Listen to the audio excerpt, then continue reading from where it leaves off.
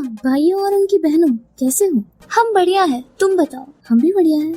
तो चलो बाय। अभी वीडियो शुरू हुई है। तो आज हम लोग बात करने वाले हैं दुनिया की सबसे मुश्किल चीजों के बारे में। हाँ, तुम लोगों ने बिल्कुल सही गेस किया है, स्कूल के बारे में। स्कूल सबसे अजीब चीजों में से एक चीज होती है, जहाँ पर तुम खुद अपना पैसा देकर मजदूरी करने जाते हो। यहाँ पर पूरी दुनिया सीमित होती है 3 चीजों पर: अटेंडेंस, एग्जाम्स और फीस। और हम बात करने वाले हैं एग्जाम्स के बारे में। 1 मिनट, ये कौन सा बंदा है जो पेपर को एग्जाम बोलता है? तो अपनी छपरी सभ्यताओं को आगे बढ़ाते हुए और अपने गंदे कामों का ईयरफोन वापस लगाते हुए शुरू करते हैं आज का कार्यक्रम। तो अब देखो, हमारा भारतीय एजुकेशन सिस्टम के हिसाब से हमारे फरवरी या मार्च से पेपर चालू होते हैं, और ये फरवरी और मार्च से 1-2 महीने पहले हमें ये एहसास दिलाया जाता है कि हमसे बड़ा सी कोई इस दुनिया में पैदा नहीं हुआ है। मैं बात कर रही हूँ प्री बोर्ड्स के बारे में।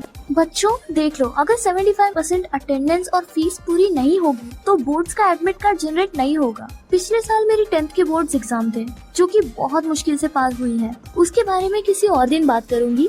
अभी बात करती हूँ प्री बोर्ड्स की। प्री बोर्ड एक ऐसा समय होता है जब तुम्हें पता चल जाता है कि तुम्हारा इस दुनिया में आना असफल रहा है, तुम फालतू में इस दुनिया में आ गए हो, तुम्हें तो किसी और प्लेनेट पर राजा होना था। प्री बोर्ड्स में सबसे बड़ा झूठ होता है टीचर्स का झूठ।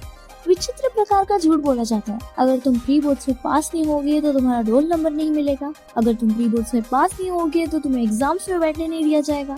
अगर तुम प्री बोर्ड्स में पास नहीं होगे तो तुम्हारा नाम बदनाम होगा। पता नहीं, स्कूल के टीचर्स बच्चों को टीवी के रिमोट जैसा ट्रीट करते हैं। अरे आज बीवी से लड़ाई हो गई, उसको तो कुछ बोल नहीं पाया, स्कूल में बच्चों को दिखाता हूँ। अरे प्रिंसिपल सर सैलरी नहीं दे रहे, आज बच्चों को उनकी औकात दिखा दूंगा। अब देखो, हमारे प्री बोर्ड्स का दर्द अभी तक गया नहीं, और वो दर्द जाने से पहले हमें एक दूसरा दर्द दिया जाता है, डेट शीट। हर दिन असेंबली लगती है और एक डायरेक्टर या प्रिंसिपल आता है और एक स्पीच देता है। बेटा, जैसे ही आपको डेट शीट मिलेगी, उसकी फोटोकॉपी करके सबसे पहला कदम आपको अपने डेस्क के ऊपर रखना है, ताकि जब बैठो तो आपको अपनी टेबल पर दिखे। और आपको अपनी एग्जाम की डेट शीट याद रखनी है। उसकी दूसरी डेट शीट आपको अपनी मम्मी को देनी है, ताकि बाय चांस अगर आप अपनी डेट शीट भूल जाओ तो आपकी मम्मी याद रखेंगी। तीसरी डेट शीट आपको अपने डायरी में लगानी है, और चौथी डेट शीट आपको अपने शीशे पर लगानी है। 5वीं डेट शीट तुम्हें अपने मुंह में डालनी है। मतलब इनकी डेट शीट खत्म ही नहीं होती। और मुझे ये बताओ, कौन सा बच्चा अपनी टेबल पर बैठकर पढ़ता है? क्योंकि मैंने आज तक किसी को टेबल पर पढ़ते हुए नहीं देखा। हमारे जैसे बच्चे बेड पर अलग अलग पोजीशंस बनाकर बैठते हैं। 69 पोजीशन, 49 पोजीशन, 59 पोजीशन, और कभी कभार तो होलसम हो जाता है। अब आते हैं सेकंड पॉइंट पर। सेकंड पॉइंट है अपनी मम्मी को डेट शीट दो। मुझे बिल्कुल नहीं पता इसके पीछे का लॉजिक क्या है, क्योंकि हमारे घर की मम्मियाँ ऐसी तो बिल्कुल नहीं होती।